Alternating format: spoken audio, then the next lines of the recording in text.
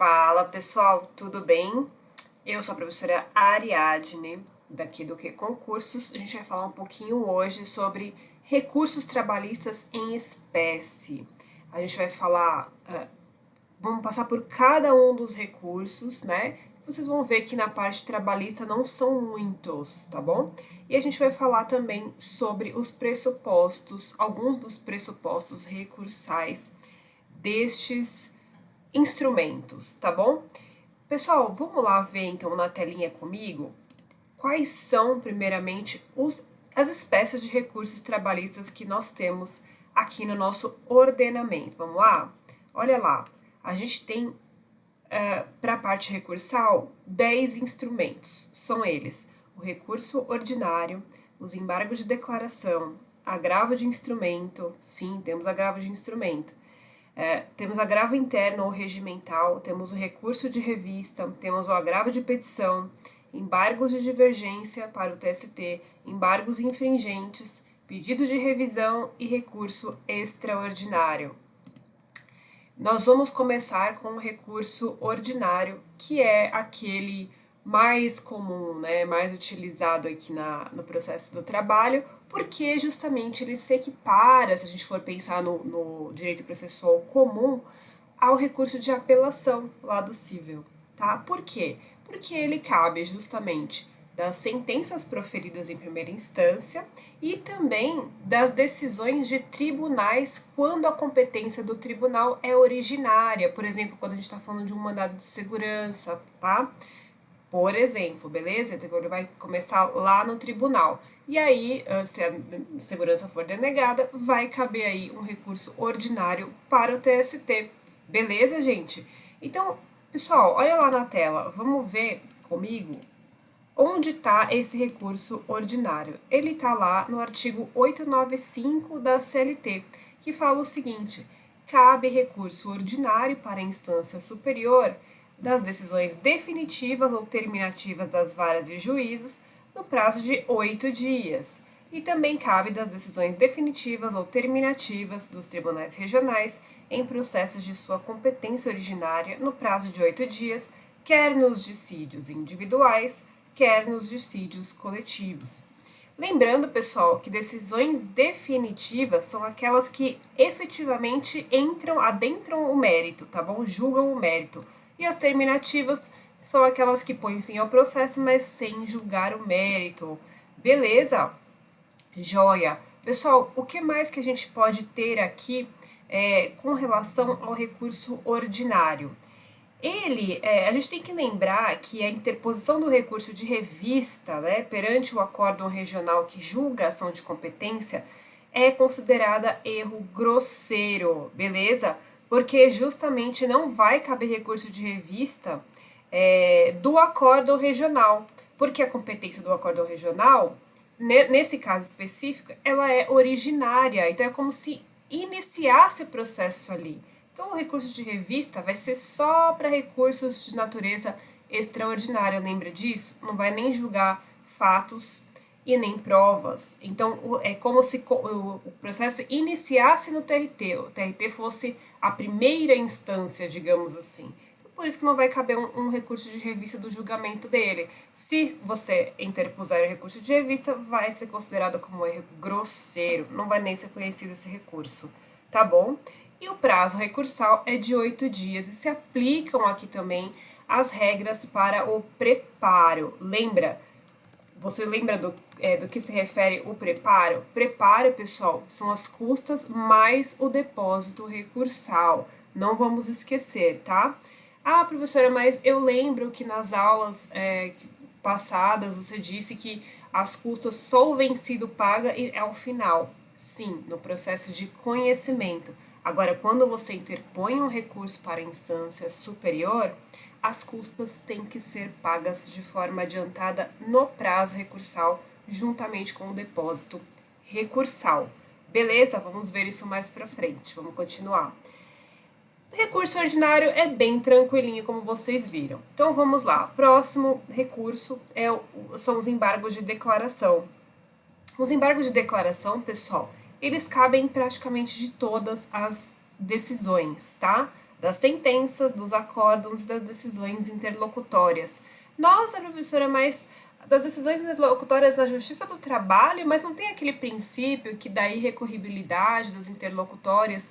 Pois é, tem esse princípio da irrecorribilidade das decisões, irrecorribilidade imediata das decisões interlocutórias. Só que os embargos de declaração, como eles são uma medida cabível perante o próprio tribunal que proferiu, ela vai ser uma espécie de exceção aqui, tá? Mas como assim? Ele é uma medida, gente, que visa aclarar aquela decisão que foi de repente omissa, contraditória, obscura. Então, o fim dele é justamente para dar uma luz àquela decisão que não ficou muito bem explicadinha ali quando da decisão proferida, né? Quando da sentença, quando do proferimento do acórdão, alguma decisão interlocutória, beleza? E aqui a gente tem até um mnemônico, que é o OCO. Oco quer dizer justamente omissão, contradição e obscuridade. Mas no nosso CLT temos também cabimento dos embargos de declaração quando houver erro material na sentença, literalmente um errinho material, né? Ou um manifesto equívoco no exame dos pressupostos recursais. De repente teve um equívoco ou um erro mesmo no próprio pressuposto recursal, tá bom? E ele tá onde? Ele tá lá no 897A da CLT, que fala que caberão embargos de declaração da sentença ou acórdão no prazo de 5 dias. Aqui o prazo é diferente, reparem, né? É diferente do recurso ordinário, que são 8 dias. Aliás, pessoal, a maioria dos recursos trabalhistas tem prazo de 8 dias, tá bom? Mas os embargos de declaração são exceção. Então, eles caberão no prazo de 5 dias, devendo seu julgamento ocorrer na primeira audiência ou sessão subsequente à sua apresentação, registrado na certidão, admitido efeito modificativo da decisão nos casos de omissão e contradição no julgado e manifesto equívoco no exame dos pressupostos extrínsecos do recurso. E o parágrafo 3º, eu coloquei aqui justamente tem uma peculiaridade. Os embargos de declaração, eles vão interromper o prazo para a interposição de outros recursos por qualquer das partes, salvo quando intempestivos, irregular a representação da parte ou ausente a sua assinatura. Nesses casos aqui, os embargos de declaração não vão interromper o prazo, então fiquem muito atentos, tá bom? Claro, se você opuser, melhor dizendo, embargos de declaração fora do prazo, logo eles serão intempestivos, não vão interromper o prazo. Mesma coisa se a parte não estiver representada devidamente, né, formalmente representada no processo, vai ser praticamente inexistente esse recurso, né? Ou quando tiver ausente a assinatura da parte. Beleza, gente? O que a gente pode dizer também sobre os embargos de declaração é que eles aperfeiçoam justamente a decisão judicial, né? Para que não haja esse oco aí que a gente viu, omissão, contradição, obscuridade, erro material, o manifesto equívoco nos exames dos pressupostos, beleza? Ele tem prazo, então, de 5 dias úteis, beleza? E não se aplicam as regras do preparo. Essa informação de que ele tem prazo de 5 dias úteis, pessoal, é importante. Todos os prazos aqui são contados em dias úteis, tá bom? Todos os prazos recursais. Lembrando que a gente deve excluir o dia do começo e incluir o dia do final. É assim que a gente conta os prazos. E como são dias úteis, você vai excluir finais de semana, feriados, de uma forma geral, entendeu? Então a gente vai pular esses dias e continuar somente nos dias úteis, excluindo o dia do começo e incluindo o dia do final. Beleza? Joia? Pessoal, o que mais que a gente pode dizer aqui sobre os embargos declaratórios? Olha só, ele tem uma peculiaridade aqui também, que é referente ao efeito modificativo. Eu até coloquei aqui, vamos lá, ó, admitido efeito modificativo. O que acontece? Se a omissão ou a contradição no julgado, né, ou se tiver algum equívoco no exame dos pressupostos, tiver o condão de modificar de forma substancial a decisão, a parte contrária deverá ser notificada para que apresente aí sua manifestação, tá bom? Somente nesse caso, porque se não for caso de admitir-se efeito modificativo, o juiz julga de pronto, tá bom? O magistrado julga de pronto. Agora, quando a gente tem um efeito modificativo, o julgamento dos embargos ele vai poder resultar não apenas no saneamento do vício, mas na própria modificação do conteúdo decisório, tá? Por exemplo, considere um caso no qual, por exemplo, a empresa opõe embargo de declaração e fala que o juízo foi omisso sobre uma tese de prescrição bienal, por exemplo. Lembra a prescrição bienal daqueles 2 anos para propuração? Então, o acolhimento dessa defesa, que é uma defesa indireta de mérito, uma prejudicial de mérito, vai alterar sobremaneira, né, a decisão já proferida. Então, diante dessa possibilidade de efeito modificativo, o magistrado vai intimar a parte contrária para apresentar contrarrazões de embargos. Isso está lá no artigo 897-A, no parágrafo 2º. Tá bom? E lembrando que, então, ele interrompe o prazo para a interposição de outros recursos. O que isso quer dizer, pessoal? Quando a gente tem interrupção de prazo, ele para da onde ele estava correndo e volta do início, ele volta do zero. Não confunda com suspensão de prazo. Suspensão, ele está correndo, teve uma suspensão e ele continua depois, né? Interrupção não, ele volta, tá bom? O prazo é devolvido para o próximo recurso. Joia? Com relação ao embargo de declaração, era isso que nós precisávamos colocar aqui para vocês. Temos ainda o agravo de instrumento. Qual é a finalidade do agravo de instrumento? É justamente destrancar o recurso.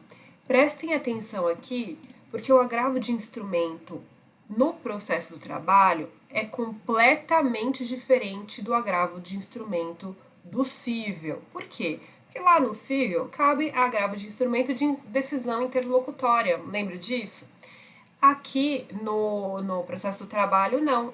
A única finalidade do agravo de instrumento no processo do trabalho é para destrancar recurso. Nossa, mas como assim destrancar recurso? Vamos imaginar que a parte interpôs um recurso ordinário e aí no exame de admissibilidade do juiz aquó, né, o juiz falou assim, não tá tempestivo, por exemplo, esse recurso não tá tempestivo, então não vai subir esse recurso para o tribunal. Aí a parte faz o quê? Interpõe um agravo de instrumento com a finalidade de forçar com esse recurso para subir para o tribunal.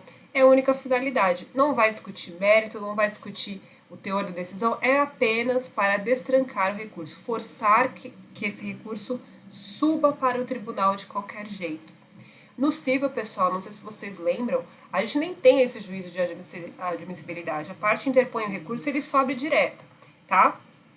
Para o agravo de instrumento, pelo menos é assim. No processo do trabalho, não, a gente sempre vai ter 2 juízos de admissibilidade. Um no juízo aquó, vai fazer um juízo de prelibação, que a gente chama, né? Vai fazer uma admissibilidade ali. Aí, quando ele subir para o tribunal faz novamente esse juízo de admissibilidade do recurso. A gente tem 2 vezes um juízo de admissibilidade. Inclusive, se ele passar da primeira, ele pode não passar da segunda. E aí vai caber estrancamento do mesmo jeito, tá bom? Beleza? Então, beleza. Aqui também, olha, não tem recolhimento de custas no agravo de instrumento, tá? Custas, eu disse custas, não disse depósito recursal.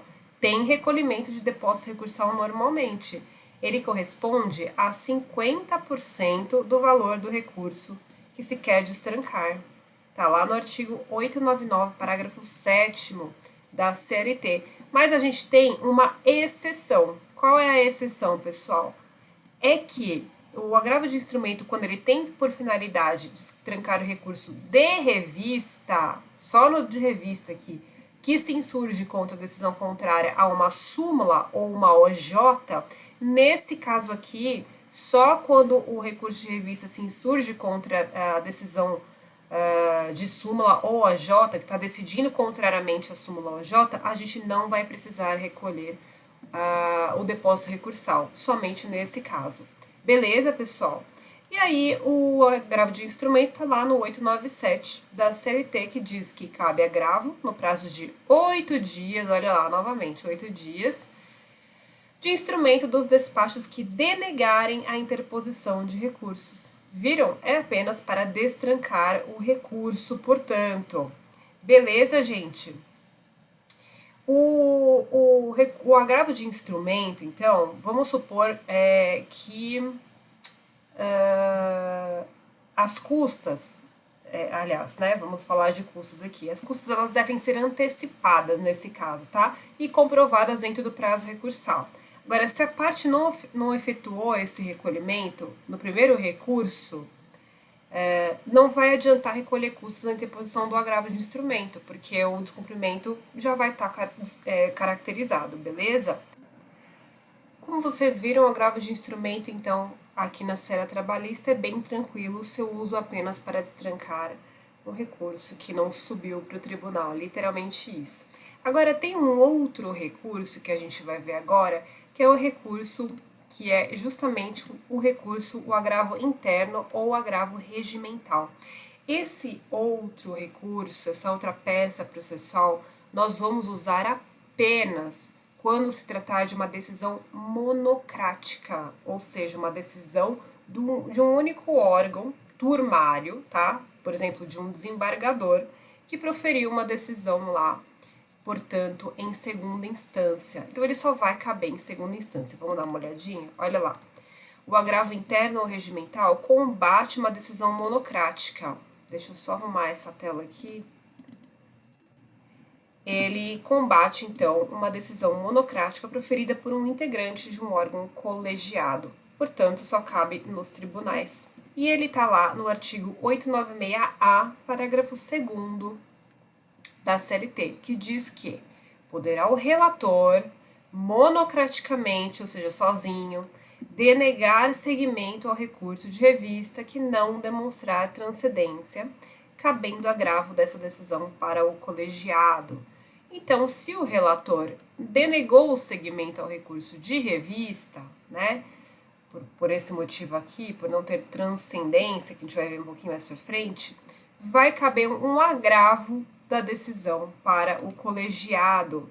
Veja que o agravo interno, né, ou regimental, por que regimental? Porque ele está previsto no regimento, as suas regras estão no regimento do tribunal, tá?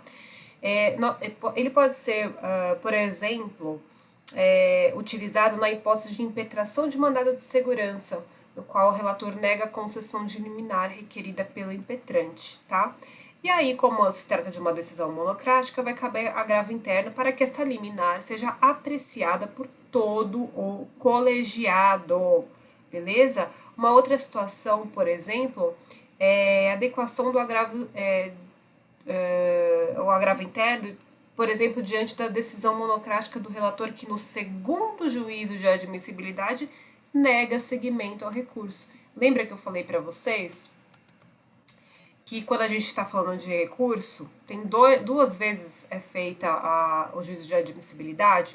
Então, vamos supor que nessa segunda vez que ele vai ser analisado, né, a sua admissibilidade, o relator, então, nega seguimento. Então, nesse caso aqui, vai caber agravo, não vai ser agravo de instrumento novamente, vai ser agravo interno, porque a gente está falando lá de uma decisão que já está no tribunal.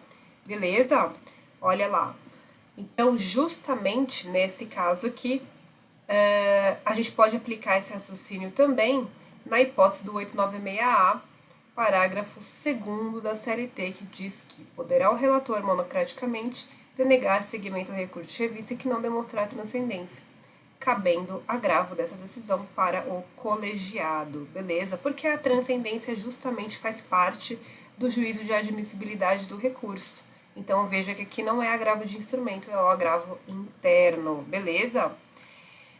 Também aqui nós temos observância do prazo de 8 dias úteis para interposição e ele não vai submeter ao pressuposto do preparo. Aqui também não tem preparo. Vamos até deixar aqui Anotado? Não há preparo, beleza? Diferente do agravo de instrumento, que é o valor de 50%, tá bom? Aqui no agravo interno não tem preparo. Beleza, pessoal? Próximo recurso é o nosso recurso de revista, famigerado recurso de revista, né, gente? Esse recurso de revista é um recurso de natureza extraordinária. O que quer dizer isso? Ele vai tratar mais das matérias constitucionais, né? Matéria de ordem pública, não examina fatos e provas, está na súmula 126 do TST. Deem uma olhada nessa súmula, mas ela vai falar que o recurso de revista não tem o condão de examinar fatos e provas, é proibido, tá bom? Ele é um recurso, portanto, de natureza extraordinária, somente matéria de direito, beleza?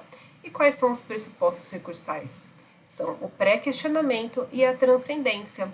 A transcendência que a gente falou agora há pouquinho. Ela pode ser de ordem econômica, política, social ou jurídica. Beleza, gente? Pessoal, o recurso de revista é um recurso que pode ser interposto em face de decisões proferidas pelos tribunais regionais do trabalho no julgamento de recursos ordinários ou agravos de petição, que a gente vai ver mais para frente o agravo de petição também. Claro que se a gente tem um acordo no TRT, podem ser opostos embargos de declaração, mas o recurso que efetivamente tem aptidão para reformar ou anular o acordo regional é o recurso de revista. Tá bom? Beleza? Qual que é o ponto mais desafiador desse recurso aqui, dessa modalidade recursal? É as suas hipóteses de cabimento, pessoal. Elas estão lá no artigo 896 da CLT. Olha lá, é o nosso próximo item. Ó. O artigo 896, portanto, fala o seguinte, que cabe recurso de revista para a turma do TST das decisões proferidas em grau de recurso ordinário em dissídio individual pelos TRTs do trabalho quando? Veja que ele está falando aqui, ó, grau de recurso ordinário em dissídio individual, beleza? Preste atenção nisso, que isso cai bastante na prova, para não te confundir, tá bom? Quando vai caber, então? Quando essas decisões derem ao mesmo dispositivo de lei federal interpretação diversa da que lhe houver dado outro Tribunal Regional do Trabalho, no seu pleno ou turma ou sessão de dissídios individuais do Tribunal Superior do Trabalho, ou contrariarem súmula de jurisprudência uniforme dessa corte, ou seja, do TST, ou súmula vinculante do STF. Beleza?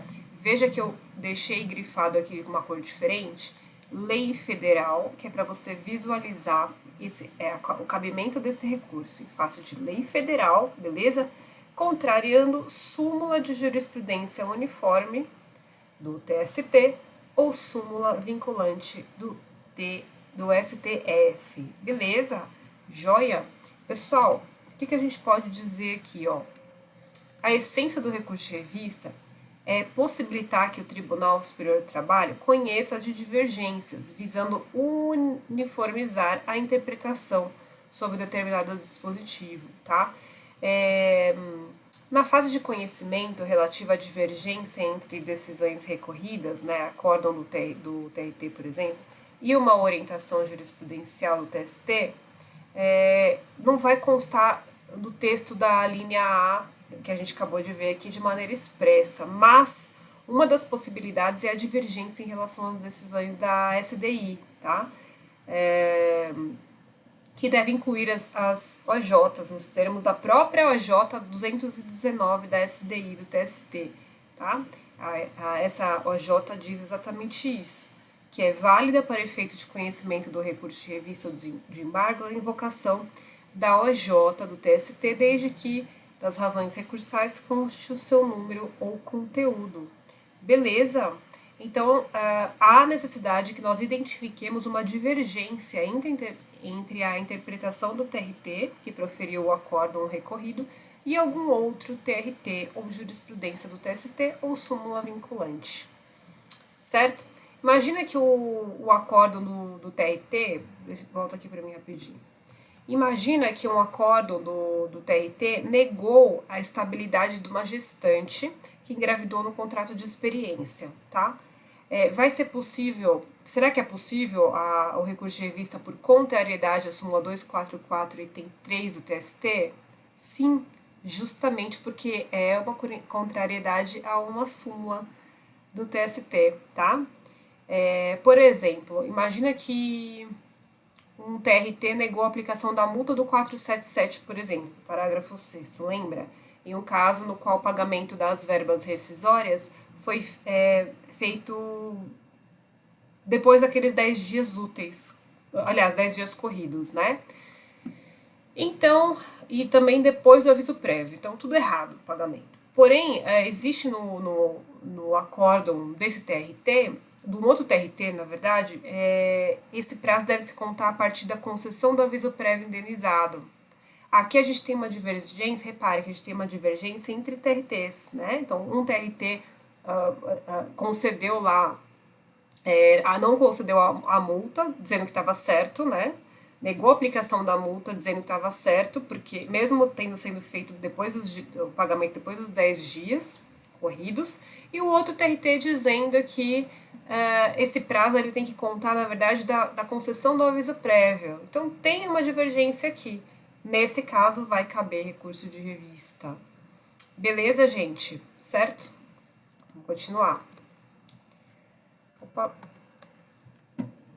Outra hipótese de cabimento do recurso de revista é o da linha B. Quando caberá recurso de revista quando a decisão, né, der ao mesmo dispositivo de lei estadual, aqui a gente está falando não mais de lei federal, é de lei estadual, convenção coletiva de trabalho, acordo coletivo, sentença normativa ou regulamento empresarial de observância obrigatória em área territorial que exceda a jurisdição do Tribunal Regional prolator da decisão recorrida, interpretação divergente na forma da linha A. Aqui o pulo do gato é a área territorial que exceda a jurisdição do TRT, que prolatou a decisão recorrida, tá bom? Então tem que ser uma área que exceda, que pegue em 2 TRTs, por exemplo. Olha o que fala a OJ 147 da SDI 1, que é inadmissível o recurso de revista fundado tão somente em divergência jurisprudencial se a parte não comprovar que a lei estadual, a norma coletiva ou o regulamento da empresa extrapolam o âmbito do TRT prolator da decisão. Veja como é importante que essa área territorial pegue mais de um TRT, beleza? Só assim vai caber o recurso de revista nesse caso aqui de lei estadual, que a interpretação divergente, né, na aplicação de lei estadual, convenção coletiva, acordo coletivo, sentença normativa ou regulamento empresarial. Tá bom, pessoal? E a linha C, cabe recurso de revista também de decisões proferidas com violação literal de disposição de lei federal, olha a lei federal de novo, ou afronta direta literal à Constituição Federal, beleza?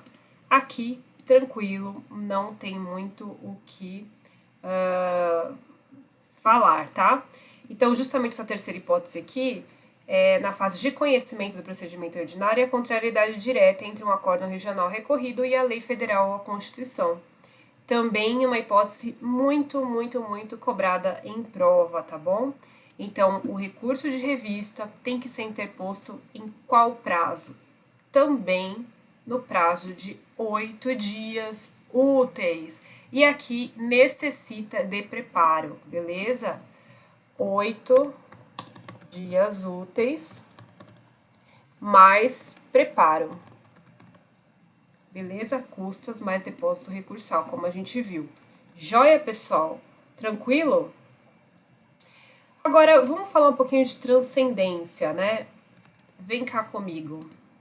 Pessoal, a transcendência é um pressuposto obrigatório para conhecimento e recebimento do recurso de revista, sem o qual ele não vai ser nem visto lá pelo tribunal, beleza? A primeira coisa que eles vão ver aqui é justamente a transcendência do recurso de revista.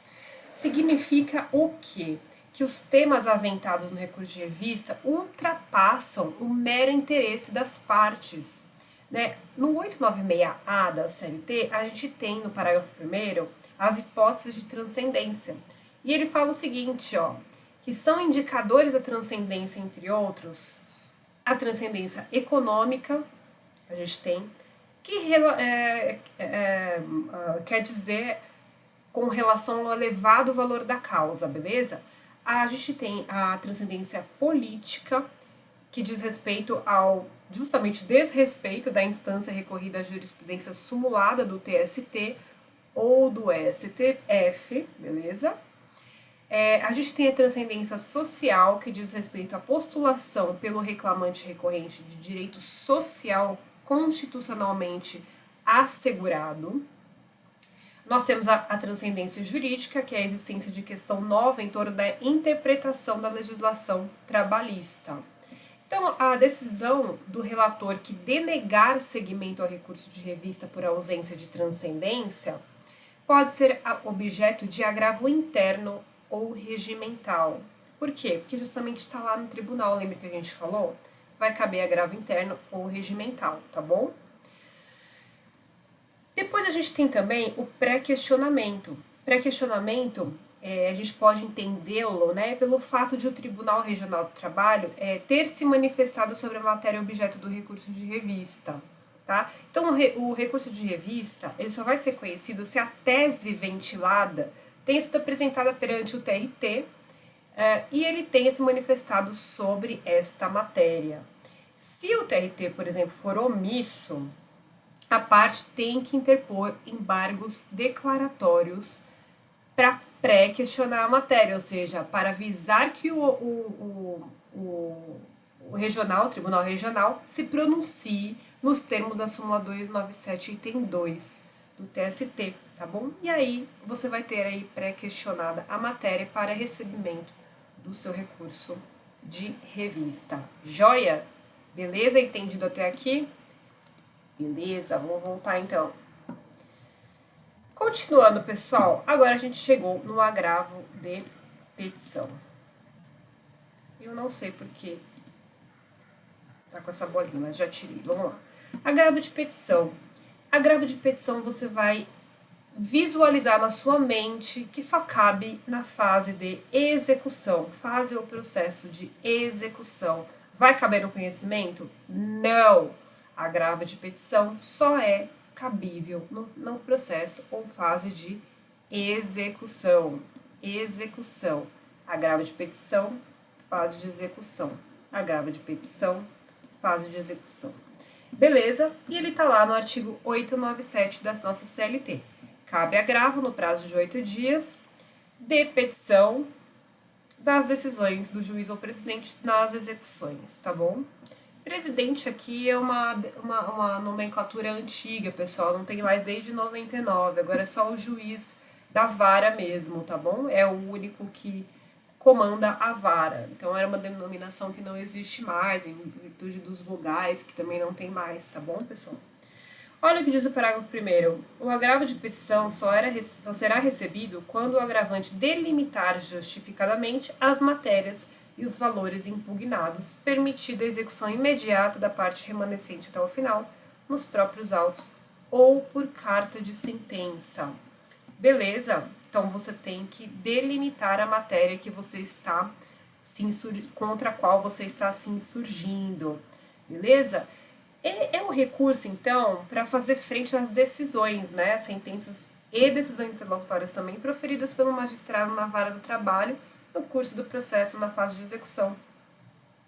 Ele é parecido, de alguma forma, ao recurso ordinário, né? Porque ele devolve a matéria para análise do TRT, tá?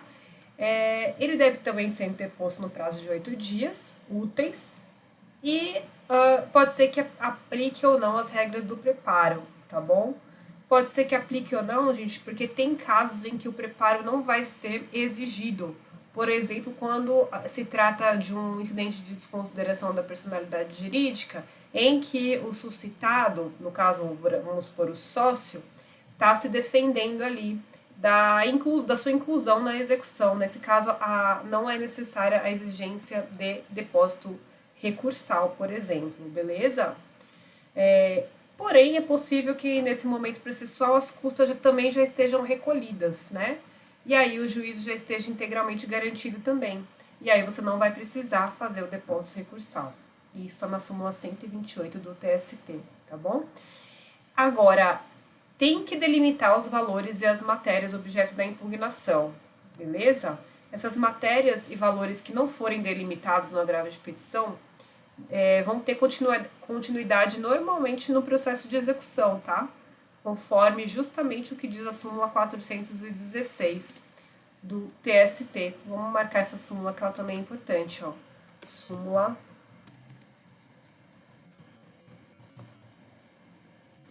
416 do TST, certo? Dá uma olhada lá depois nessa súmula 416.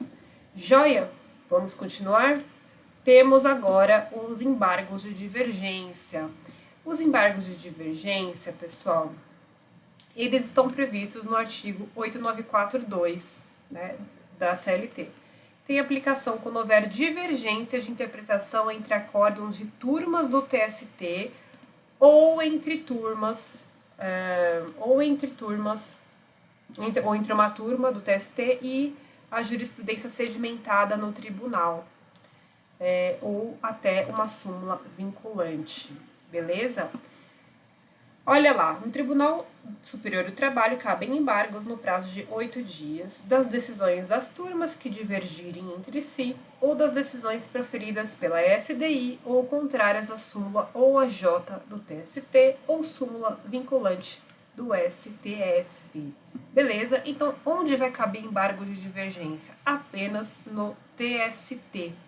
Nesses casos aqui, divergência entre turmas ou decisões proferidas pela SDI ou contrárias à súmula ou a J do TST ou mesmo súmula vinculante. Reparem, então, que os embargos de divergência tratam de matéria de cunho extraordinário também, beleza? Olha aqui, a matéria tratada justamente de cunho extraordinário, porque vai contra uma determinação de súmula ou J, tá? Ou súmula vinculante, ou decisões, ou turmas que estão divergindo ali no próprio TST. Joia? Esse recurso aqui é bem tranquilo. Também se sujeita ao prazo de 8 dias, beleza? Cabe no prazo de 8 dias, então, e também precisa de preparo. Joia, pessoal? Próximo, embargos infringentes. Pessoal, embargos infringentes. Qual é o cabimento dos embargos infringentes no processo do trabalho? Ele cabe na hipótese de julgamento não unânime de dissídio coletivo pela SDC do TST, seção de dissídios coletivos. Beleza, pessoal? Os infringentes, portanto, eles vão se aplicar, eles vão devolver para a própria SDC a matéria impugnada. E ele também cabe no prazo de 8 dias e também precisa de preparo, custas mais depósito recursal, beleza? Aplica somente na hipótese de julgamento não unânime de dissídio coletivo lá na SDC. Beleza? Joia? Bem tranquilo isso aqui também.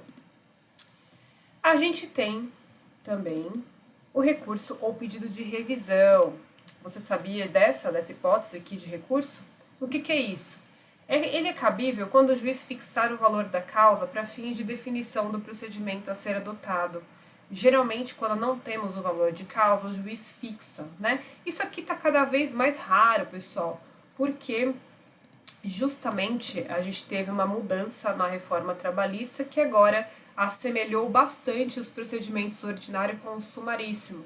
Ou seja, você tem que quantificar os seus pedidos, pelo menos apontar valores. Então, essa regra de o juiz determinar aqui o valor de causa está cada vez mais raro na Justiça do Trabalho por conta dessa nova regra, beleza? Inclusive, pedidos que não tenham valores determinados ali serão extintos na hora. O juiz vê que não tem a determinação do valor ali, o apontamento, né, do valor ali, ele já vai extinguir o seu pedido na hora. Tá bom, pessoal? Beleza? Então, ele vai ser dirigido quando for o caso, né? Que o juiz fixar o valor da causa, vai ser dirigido ao presidente do TRT, tá? E o prazo para interposição do recurso ou pedido de revisão é de 48 horas. Esse caso aqui também é uma peculiaridade, porque a gente tem o prazo de 48 horas para fazer esse pedido de revisão, tá bom, pessoal? A previsão legal está no artigo 2º, parágrafos 1º e 2º da Lei 5584 de 70. Portanto, não está na CLT, está numa lei esparsa, que é essa leizinha aqui, 5584 de 70. Beleza? E agora a gente vai chegando ao final. Faltam apenas 2 para a gente terminar aqui. E um dos recursos peculiares que a gente tem também aqui, inclusive é um recurso constitucional, é o recurso extraordinário. Beleza, pessoal? Recurso extraordinário. Onde está a previsão legal desse recurso? Que eu já dei a dica. Está no 102, item 3 da Constituição Federal. Quando ele vai caber? Ele cabe na Justiça do Trabalho? Ou se cabe? Cabe. Cabe quando houver contrariedade a dispositivo constitucional, quando houver declaração de inconstitucionalidade de tratado ou de lei federal, quando houver julgamento de validade de lei ou ato de governo local contestado em face da Constituição Federal, julgamento de validade de lei local contestado em face de lei federal. Matéria que sempre matéria extraordinária, matéria constitucional, matéria de direito, beleza? Tranquilamente cabe na Justiça do Trabalho, tem lugar também no processo trabalhista, portanto. E para a sua prova, basta lembrarmos que não é preciso efetuar o depósito recursal nesse caso. Isso já foi objeto, inclusive, de tema julgado pelo STF, tá? Não é exigível o depósito recursal aqui no nosso recurso extraordinário. Pessoal, por fim, a gente tem o recurso adesivo. O recurso adesivo, ele é, digamos assim, uma segunda chance que a parte tem para interpor o seu recurso que não foi interposto no prazo. Ele é sempre, portanto, interposto no prazo das contrarrazões, das suas contrarrazões. Então, vamos supor que eu estou pela reclamada e eu não interpus recurso ordinário no prazo. Só que a reclamante interpôs recurso ordinário no prazo. E o juiz vai abrir prazo para as minhas contrarrazões. Nas contrarrazões eu falo, meu Deus, eu perdi meu prazo de 8 dias. Só que eu ainda tenho a chance de interpor um recurso adesivo. Recurso adesivo, então, é como se você fosse fazer um recurso ordinário, porém no prazo das contrarrazões. Você vai fazer as contrarrazões, mas também vai apresentar o recurso adesivo. E ele só vai ser conhecido se o recurso principal for conhecido. Se o principal não for conhecido, o seu também automaticamente não será, o seu adesivo não será conhecido, tá bom? Então ele é interposto sempre no prazo das contrarrazões e ele segue a mesma regra do recurso principal, tá? Então com preparo, nos prazos das contrarrazões, como eu disse, tá? Então para que haja possibilidade de interposição do adesivo, ambas as partes devem ter sido sucumbentes na demanda. Claro, se você perdeu o prazo para o seu recurso, mas a parte contrária interpôs o recurso no prazo certo, veja aí que ambas sucumbiram, senão você não teria nem motivo para interpor recurso, se você ganhou o processo todo. Beleza, gente? O recurso adesivo, então, é muito tranquilo e é desnecessário também que a matéria veiculada no recurso adesivo seja a mesma do recurso principal. Ela pode estar totalmente desvinculada, mas como eu disse, só vai ser conhecido se o recurso principal também for conhecido. Joia? Pessoal, era isso que eu queria passar hoje. Vamos fazer duas questõezinhas aqui para a gente fixar o conteúdo. Vamos lá? Vamos lá. Ó, eu peguei aqui uma questão do ano de 2022. A banca foi a FCC, TT 14ª Região. Caiu na prova de técnico judiciário da área administrativa. Veja, na audiência una, compareceram as partes acompanhadas de seus advogados e firmaram um acordo amigável no valor de R$ 10.000 em 10 parcelas de R$ 1.000, que foi homologado pela Vara do Trabalho.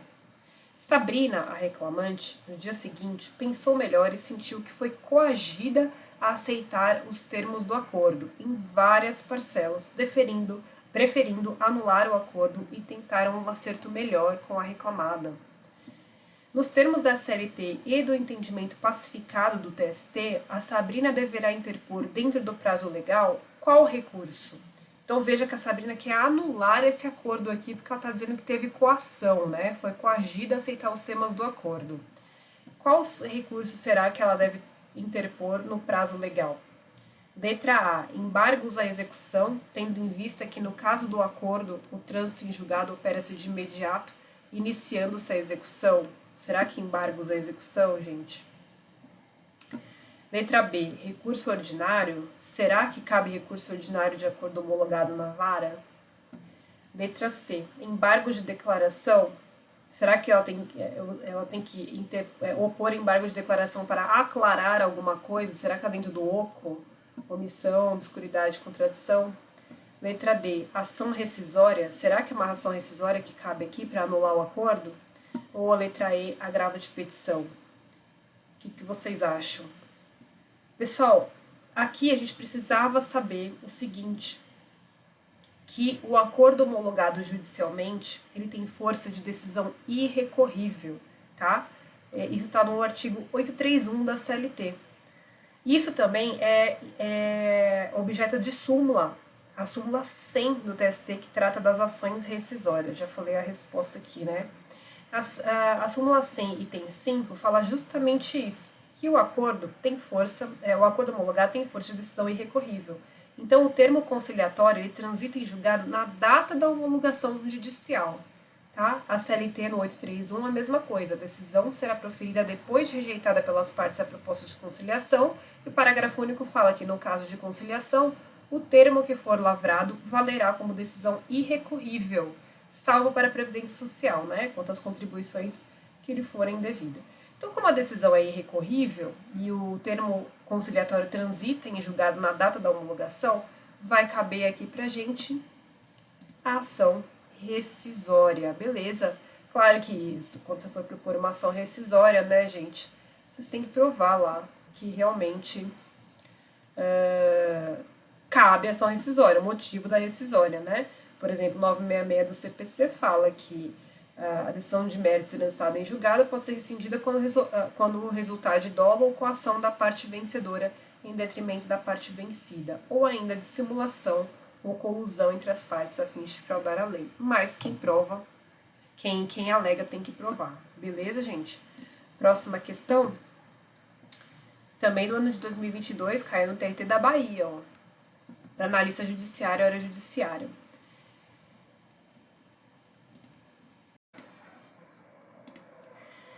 Roveno está executando uma sentença que lhe foi favorável na Justiça do Trabalho em face de sua ex-empregadora, a empresa Transporte Carga Rápida. Não encontrando bens da empresa para fazer frente à execução, o autor instaura incidente de desconsideração da personalidade jurídica, o qual é julgado procedente. A empresa cientificada da decisão poderá interpor o que dessa decisão aqui de procedência do incidente, do IDPJ? Letra A. Agravo de instrumento, mediante garantia do juízo prosseguindo a execução normalmente? Será que agravo de instrumento? Cabe agravo de instrumento como recurso aqui, gente, na execução? Não, né? O agravo de instrumento, como a gente conversou, é só para destrancar recurso, que não tem nenhum recurso trancado, certo? Letra B. Agravo de petição, mediante garantia do juízo, prosseguindo a execução normalmente? Poderia ser, né, agravo de petição, porque nós estamos falando de execução. Porém, nesse caso de IDPJ, não precisa da garantia do juízo. Está no 855B, se não me engano, da CLT. 855A, desculpa. 855A, tá bom? Na fase de execução cabe agravo de petição, independente da garantia do juízo. Item 2, tá bom? Então, não é a letra A nem a letra B. Vamos ver a letra C? Recurso ordinário, independente da garantia do juiz, havendo suspensão da execução após a instauração do incidente. Na execução cabe o quê? Agravo de petição. Não é recurso ordinário, beleza? Letra D, agravo de petição. Opa, pode ser essa aqui. Independente da garantia do juízo, ok. Havendo a suspensão da execução após a instauração do incidente. Justamente essa, tá? Vamos ver por que a letra E tá errado? Recurso ordinário, tá vendo? Ó, não. Na execução, cabe agravo de petição. Mediante garantia do juiz, havendo suspensão, não. Então, beleza, a nossa letra aqui realmente é a letra D. Beleza? 855A da CLT, e tem 2 é a nossa resposta, tá bom? E parágrafo segundo também fala sobre a suspensão do processo quando da instauração do incidente, tá? Sem prejuízo da concessão da tutela de urgência de natureza cautelar. Joia, pessoal? Beleza? Espero que vocês tenham compreendido, espero que vocês tenham aproveitado essa parte de recursos. Deem uma olhada na aula novamente se ficou alguma dúvida e também podem me procurar nas redes sociais para a gente trocar ideia caso fique aí alguma questão pendente. Se vocês estiverem resolvendo questões também e precisarem de ajuda, pode me chamar. Meu arroba é Ariadne_DZ, tá bom? Escreve certinho o meu nome, porque senão vocês não vão me achar na rede social. Ariadne_DZ, tá bom? Desejo a todos bons estudos e até a próxima. Tchau, tchau.